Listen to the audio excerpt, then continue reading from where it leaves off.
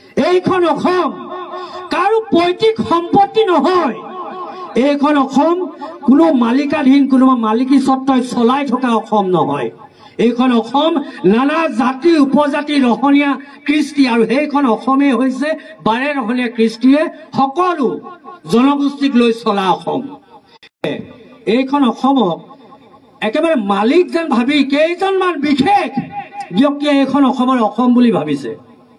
কিন্তু যদি ভাবিছে সেই কেইজন ব্যক্তিক কৈছো, যদি অসমখন কোনোবাই নিজেই কেৱল কেইজনমান বিশেষ ব্যক্তিয়ে মালিক বুলি ভাবিছে, তেন্তে সেই কেইজন ব্যক্তিয়ে মূৰ্খৰ স্বৰ্গত বাস কৰিছে বুলি মই ক'ব লাগিব। যে এইখন অসমত আমি আলহী নহয়, এইখন অসমত আমি আলহী নহয়। মোৰ পূৰ্বজৰ এইখন অসমত তেজ আছে। গতিকে কোনোবাই আমাক সন্দেহযুক্ত নাগৰিক বুলি ক'বলৈ 100 বাৰ চিন্তা কৰিব লাগিব।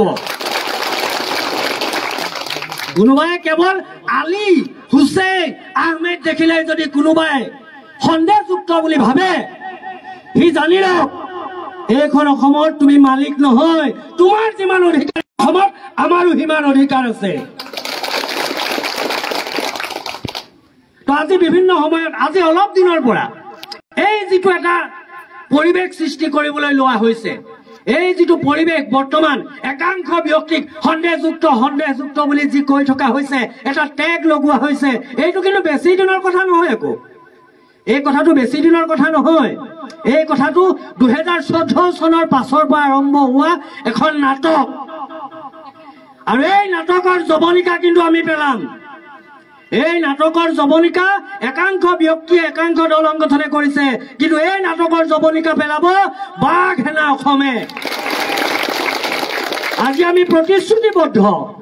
আজি এই বাঘ সেনা অসমৰ মঞ্চত থিয় হৈ মই ইউনুছ তামুলী প্ৰতিশ্ৰুতিবদ্ধ যে অসমত কোনো ব্যক্তিয়ে বিনা কাৰণত বিনা প্ৰমাণত যদি কোনো বুলি কয়, প্ৰথমে ইউনুছ তামুলীয়ে সেইসকল ব্যক্তিৰ সন্মুখত ঢাল হৈ থিয় দিব।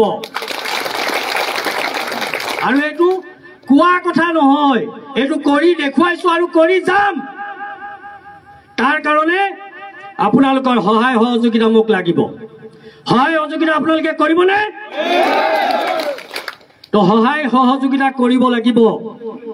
বৰ্তমান যিখন বুৰঞ্জী আমাক পঢ়াই থকা হৈছে, 2014 চনৰ পৰা যিখন বুৰঞ্জী আমাক পঢ়াই থকা হৈছে, যিখন বুৰঞ্জী আমাক শুনাই থকা হৈছে, সেইখন বুৰঞ্জী কিন্তু আমি মনা ভকত নহয়। সেই বুৰঞ্জীখন আমি নামানো। সেইখন বুৰঞ্জী মানিম যিখন বুৰঞ্জী 2014 চনৰ আগতে আছিল। সেইখন বুৰঞ্জীত প্ৰত্যেকজন অসমীয়াই প্ৰত্যেকজন অসমৰ প্ৰতিজন ব্যক্তিৰ পূৰ্বপুৰুষৰ তেজ য'ত লিখা আছিল, সেইখন বুৰঞ্জীহে আমি মানিম। গৰু গাখীৰ নাখায়, গৰুৰ মুঠ খোৱা মানুহে যি বুৰঞ্জী লিখিব, সেই বুৰঞ্জী বাঘ সেনাই নামানে। গম পাইছে? গতিকে সেইসকলক প্ৰতিহত কৰিবৰ কাৰণে আমি ওলাই আহিছো আৰু প্ৰতিশ্ৰুতিবদ্ধ। আমাক কোনে ৰাখিব? আমাক কোনো ৰাখিব নোৱাৰে।